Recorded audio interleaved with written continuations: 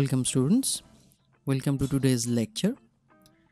As you guys know that there is a separate playlist in my channel for dielectric physics, but still I think something is missing there, and that's why this is the bonus video for my dielectrics lecture series. Now in this video we shall discuss about solely about the what is dielectrics, what is polarization, and some aspects of polarization. Actually, this bonus video will deal about general purpose idea of dielectrics as well as polarization. Now, how many types of materials are there based upon electrical conduction? As you know, three types of materials are there: solid, gas, liquid, and yes, there is a plasma state. But upon electrical conduction, materials can be divided into two major categories, like electrically conducting and electrically non-conducting. Now, as the name suggests, electrically conducting materials are the substances which conducts electricity, and electrically non-conducting materials do not. But what is the basic difference? The basic difference is in these electrically conducting materials there are a huge supply of free electrons. Actually, with the help of these free electrons, these electrically conducting materials can conduct electricity. But in case of electrically non-conducting materials, actually the charges are readily attached to the atoms of the molecules.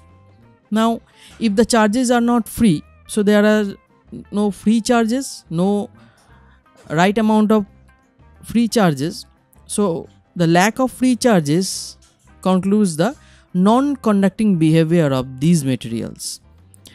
Electrically conducting materials like copper, iron, etc., and the non-conducting materials are glass, wood, etc. Now we shall deal about these electrically non-conducting materials. Actually, these electrically non-conducting materials can be sometimes called dielectrics, can be sometimes called insulator. What is the difference between these dielectrics and insulator? Actually, both are non-conducting materials. All the difference is about the application. Now, in case of insulators, you do not have the capability of storing electrical charges, because pure insulators do not polarize. But in case of dielectrics, you have the ability to store electrical charges because of the polarization process. So it is the polarization process or the application to store electrical charges that basically separates these two types of materials. Otherwise, dielectrics or insulator both are electrically non-conducting materials. Clear? Now, what are the properties of these non-conducting materials? First of all,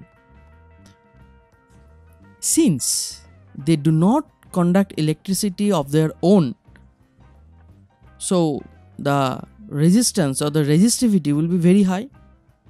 It's very common. Second, actually the band energy gap, the band gap is more or equal to the 3 eV. Actually, in conducting materials it is far less than 3 eV. So due to the large band gap, it is very tough to transit the electrons from the valence to conduction band. Okay. Other properties are like bound charges, like I have already discussed about the bound charges in my other videos of dielectrics, so I am not gonna discuss it here. Only you know that the charges are bound charges here, that is tightly bound to the parent nucleus. So there is no ample source of free electrons, and that's why conductivity is very low for dielectrics. And of course they have the negative temperature coefficient of resistance. Okay, so these are the some of the most important properties of dielectric materials. Now we shall discuss about some small concepts. Before going to the polarization process, you have to know about some concepts like electrical dipole. What is an electric dipole? Just like this one. See, two identical charges separated by a distance, but this distance must be very, very small. This is the actual definition of a electrical dipole. A system consisting of two equal opposite charges separated by a very small distance is called an electric dipole. And what is an associated definition? Dipole moment. Actually, dipole moment is the multiplication of scalar form of charge into this separation of distance, that is QD. Now it is defined as small p of Q with a vector sign. Now P equal to QD. I have not used any vector form here. If I have to use the vector form, then I would denote like P vector equals to Q into D vector. Okay, Q is the scalar quantity and the unit is coulomb into meter. It is very easy. Now these two quantities, electric dipole and dipole moment, are very, very much important for the polarization process. Okay, now we have non-polar molecule. So as the name suggests, non-polar. So these molecules have no intrinsic poles. What do you mean by the intrinsic poles? That is the intrinsic dipole moments.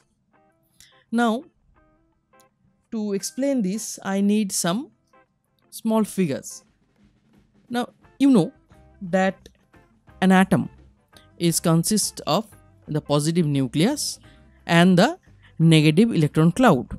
So this is the positive nucleus. Now let us define the center of gravity of the positive nucleus as say center of the positive charge. Okay, and this minus sign, this point is the center of gravity of the whole electron cloud. Okay, so let this be the center of negative charges. As we know, then an atom consists both of them, so combining them we can write for an atom it is electrically neutral. Why? Because the center of positive charge and the center of negative charge coincides. This is a free atom. No electrical or magnetic fields have been given to it. Okay, so in this scenario it is a neutral atom. Why? Because two positive and negative charge centers are coinciding, cancelling each other. Now what happened?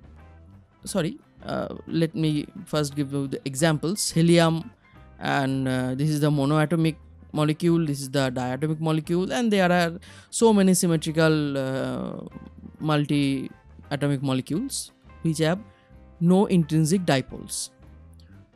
What if these two charge centers do not coincide? In that case, the molecules will have an intrinsic dipole moment. So they are not non-polar. Why? Because there is a pole. I am discussing about that right now. So polar molecules have an intrinsic dipole moment. What does it mean? It means that in these type of molecules, the positive charge center and the negative charge center do not coincide. Like very popular example, H2O, H2S. O, or the oxygen atom, is the negative charge center, and these two are the positive charge center. As you know, these positive charge center and the negative charge centers are not coincident. So there is an electrical dipole moment. Rather, I can say there is an active intrinsic electric dipole inherent within these molecules. These molecules are called polar molecules. Clear? So we have discussed about electrical dipole, dipole moment, nonpolar molecule and polar molecule. Remember these four quantities. This will help you to understand the polarization process. Now the polarization process. What does it mean? Actually, on the screen you are seeing the theoretical physics oriented meaning of polarization, producing electrical dipoles inside a dielectric by application of external fields. But what does the actual meaning? What is the dictionary meaning of polarization? Polarization means to polarize, the process of polarize. And what does that mean? To define or to create a tendency, a particular tendency towards a particular theme. Suppose some people are polarized to like sweets. Okay, so the tendency of liking the sweets, this process of making them to like the sweets is the polarization process. Clear? And that meaning in physics means by any means or by naturally the tendency of creating electrical dipoles inside a dielectrics, thereby making it having an intrinsic dipole moment. Nothing but. So the polarization process can be divided into some parts. Like the first one.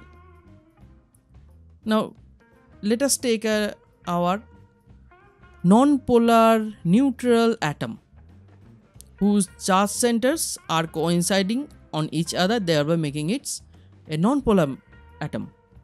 Now the question literally comes, what happens when a neutral atom is placed in an electric field? Say the field strength be the E. So what will happen next? This thing will happen. Now suppose from left to right, as the direction is giving, is the direction of electrical field with field intensity E. Now what will it do? It will just shift the positive charge center towards it or its own direction, and the negative charge centers will be shifted towards the opposite direction. See? So the positive charge center and the negative charge center are now separated by some small distance. So this electrical system is what? Is just like an electrical dipole, a small electric dipole within the atom. Intrinsic dipole that has an intrinsic dipole moment also. This P equals to the intrinsic dipole moment. Now there are two forces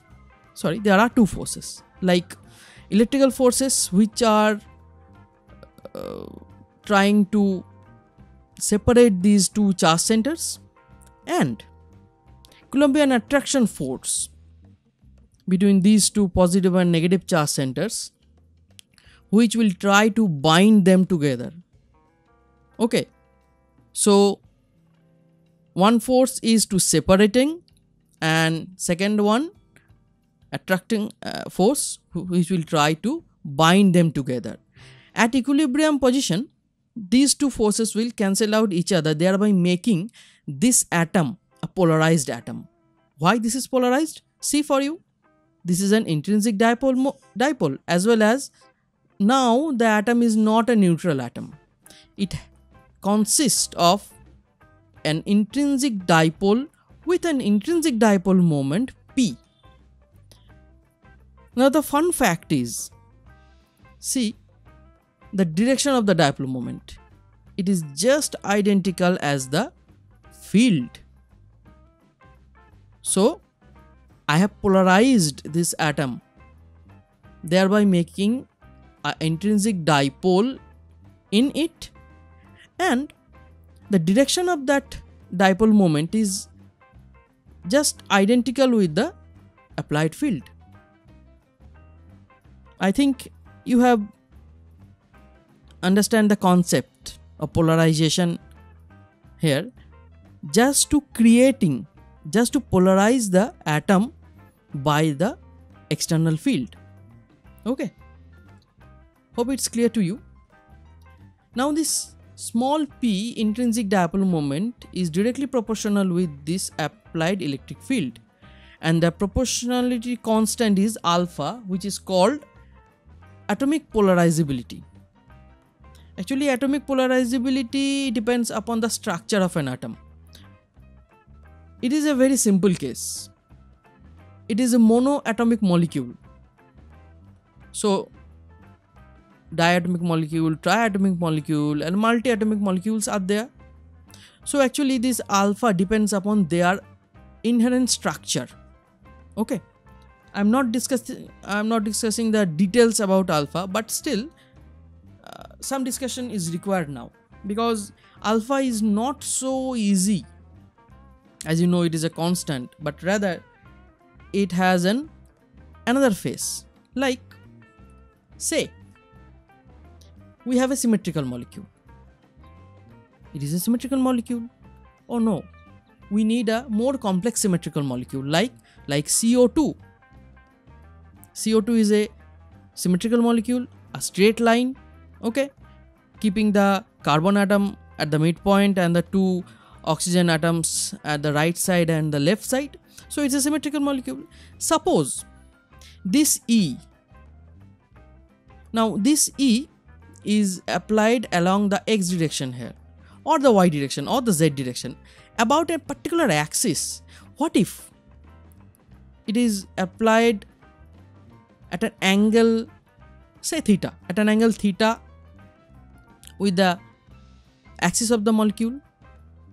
So it is not particularly along any particular direction.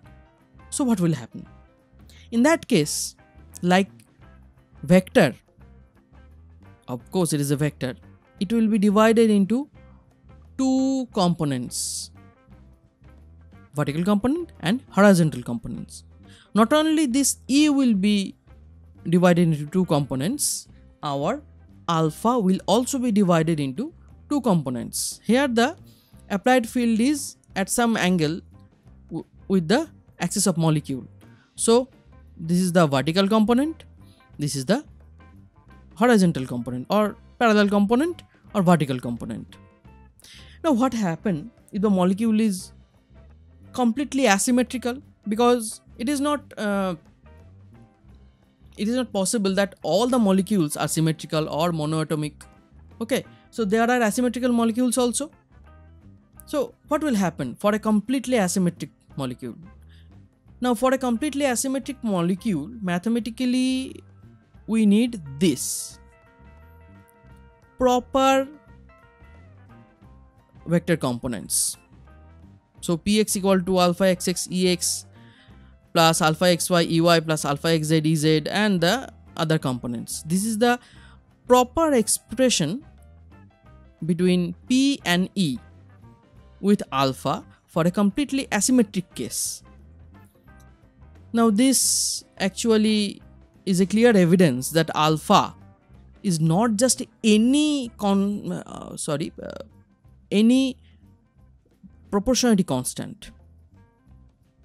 Actually, alpha is a proportionality tensor, and that's why precisely it is called polarizability tensor for the molecule. Hope I can clear you the actual face of the alpha. Now, this whole process is called electronic or atomic polarization. It is a one type of polarization where the nonpolar dielectric substance gain an intrinsic dipole moment or intrinsic dipole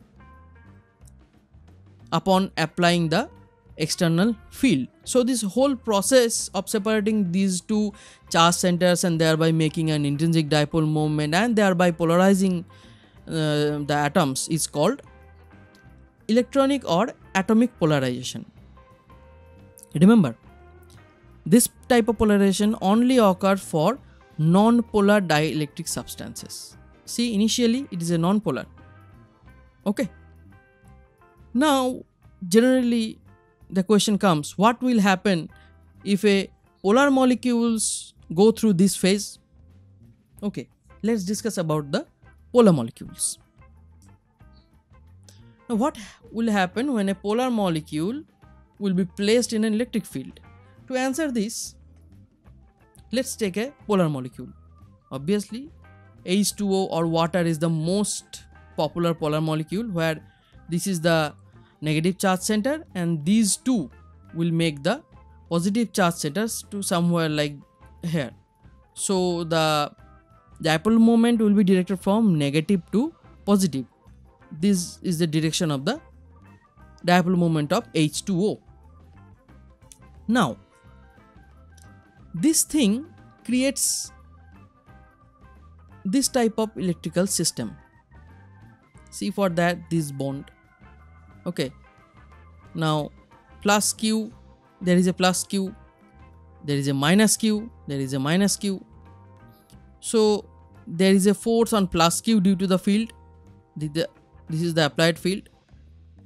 Let that be F plus for the positive side, and for the negative side that be the F minus. Now for the positive side, the force is plus QE. Similarly, for the negative side, the force is minus QE. You are familiar with this type of electrical systems. Actually, this type of electrical systems have a couple as well as the torque, and for that the system will rotate. Now first let's evaluate the amount of torque due to these two equal and opposite forces. Okay, so this is the torque. For the positive side, the whole thing is D. This is the midpoint. So the upper half is plus D by 2 and the lower half is minus D by 2. So D by 2 into F plus minus D by 2 into F minus. So that will create F plus equals to plus QE and F minus equals to minus QE. Upon simplifying the whole mathematical form, we get QD cross E. What is QD? QD the dipole moment P. So P cross E. So when these type of polar molecules will be placed in an external electric field, they will attain a torque amount P cross E. Now, what is its significance? What will this torque do? Actually, what will torque do generally? Generally, torque means couple, twisting, rotating. So the system will rotate. Okay, this is the general perception, and this perception will also apply for a non-polar molecule. So due to this torque, this polar molecule will rotate freely before it points in a particular direction. And what is the direction? It will polarize in the direction in this process of swinging, okay, and the direction is towards the applied field. So when a polar molecule is exposed to an external electric field, that will also polarize, but in a different manner. Now let's take the macroscopic situation. This is a bigger polar substance, okay, with different different dipoles in it, and after applying the field they will align in particular direction. Now see, I have not drawn these small dipoles exactly parallel to each other, because that will not happen, okay. In pure mathematics that will happen, that they will be just identical parallel to each other, but in practical scenario that will not happen. So this is a type of polarizing the dipoles towards the applied field. Obviously the field is from left to right. Now this equilibrium deals with the net alignment of the intrinsic dipoles towards the external field, and this type of polarization for the polar molecules is called orientational polarization. As the name suggests, orientational, it will orient the intrinsic dipoles towards the applied or external field. Clear? Now we have come across through the two types of polarization. First one is for non-polar molecules, electronic or atomic polarization. Second one is for polar molecules, called orientational polarization. Now the third kind is called ionic polarization.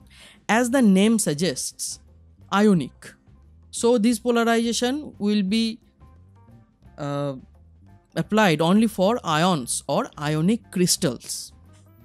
Now the most familiar ionic crystal is for NaCl. Okay.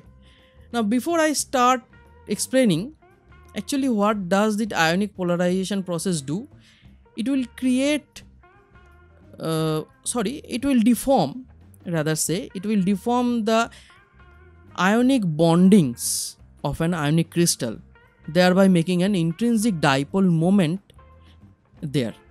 And then we know that creating an intrinsic dipole in a substance means polarization. Now see, this is the two-dimensional picture of a NaCl crystal. As you know, this is the bond between Na plus and Cl minus. So this is obviously an ionic crystal. The bond is ionic bond. The bigger ones are chlorine and the smaller ones are Na plus. Now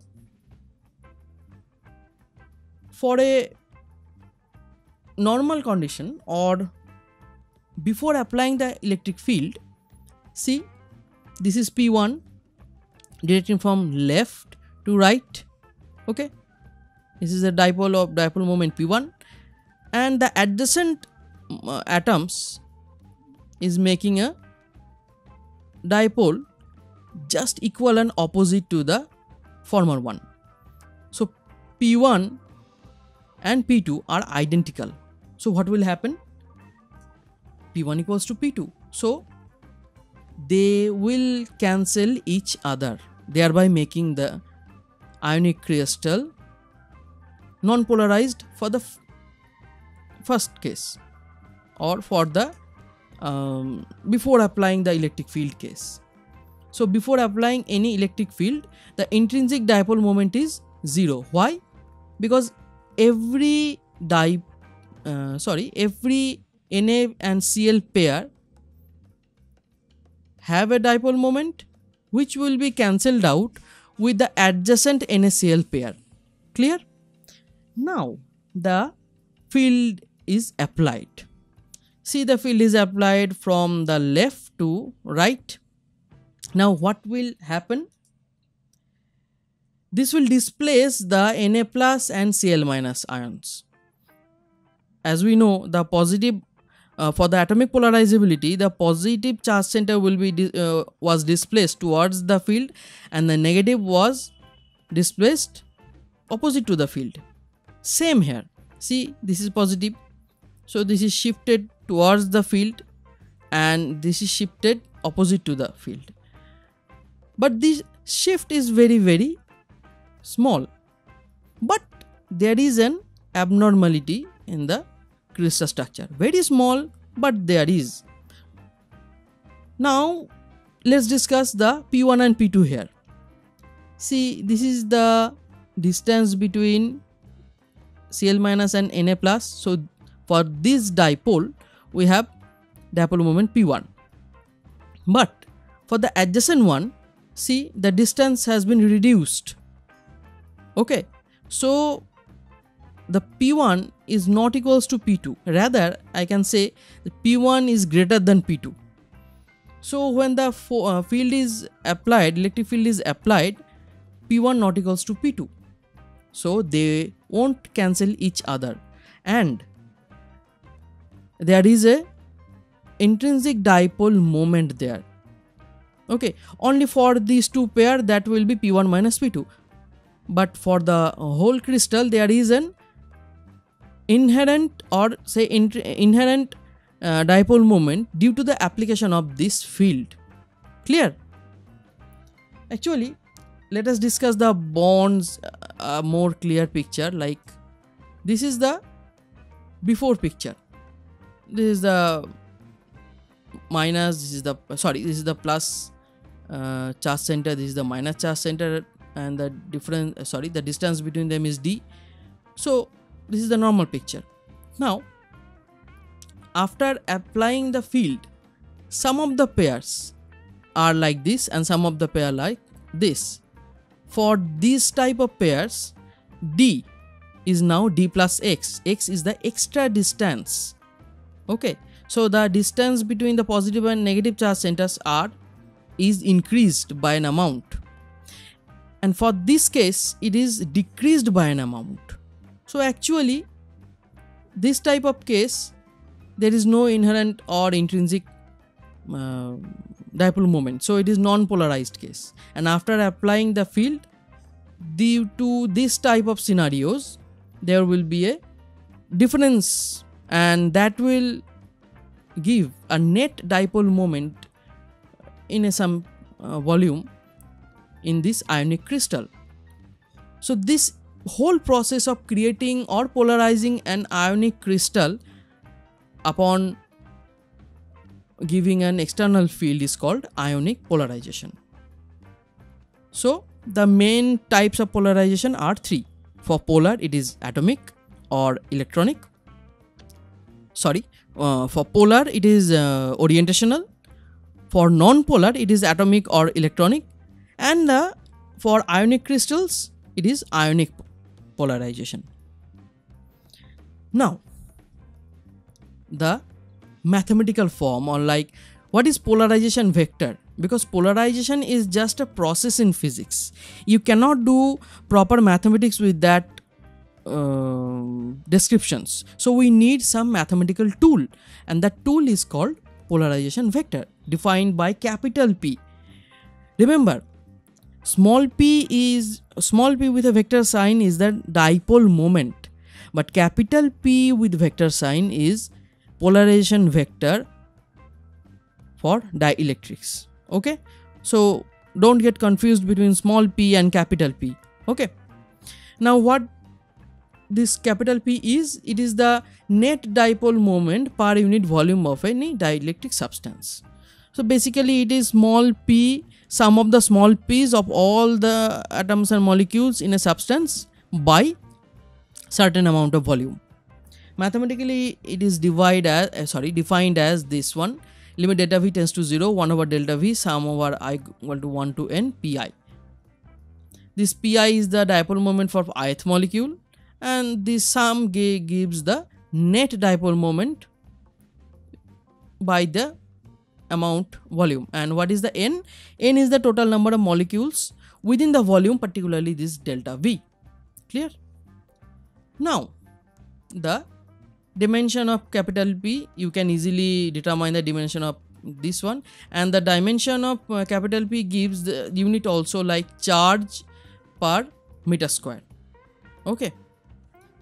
Now one very important thing, dielectric loss. Now in the whole lecture I have discussed about applying the electric field and thereby rearranging the intrinsic dipoles to a particular direction. This is the main funda of the polarization. But are they instantaneous? Are they behave? Will they behave identically for alternating fields? Actually no. For the alternating fields, the charges or the dipole moments will not align themselves instantaneously. Actually, I think you have overlooked a very major point, that all I have used here is DC field. I have never told you that I have applied any AC field, alternating field. Sorry, not AC field, it is alternating field. That are not alternating field, those are direct fields. And the orientation of the dipoles are not instantaneous. Remember, for the polar case, for orientational polarization, the charges or the intrinsic dipoles or the molecules will swinging around for a while, and then after rotating a while they will be aligned to the applied field. So there is a time gap between giving the applied field and orientation of the dipoles. And what will happen in this short time gap? Absorption of the given electrical energy by the material. Actually, the dielectric material will absorb some amount of energy given to it, then it will align its dipoles, or it will create inherent dipole and thereby polarized. So there is a time gap and there is a process between applying field and getting the substance polarized. What is that process? Process is absorption of electrical energy, and this absorption of electrical energy is called dielectric loss. Why loss? Because you are giving, say, 100 electrical energy, and the dielectric material eat about 10 to 15% of it, and then it gives the rest of the amount, or that is 80 to 90% of the electrical energy to its dipoles, and then they get polarized. So to align them, some amount of energy is needed, and that amount of energy is called dielectric loss. I hope I am able to give you a clear scenario of what the polarization is, types of polarization, and what is the basic basic process of polarization for dielectrics. So this is the end of our discussion today. If you like my video, then please give us a thumbs up, and please share your valuable comment at the comment box. Thanks for watching, guys. See you soon.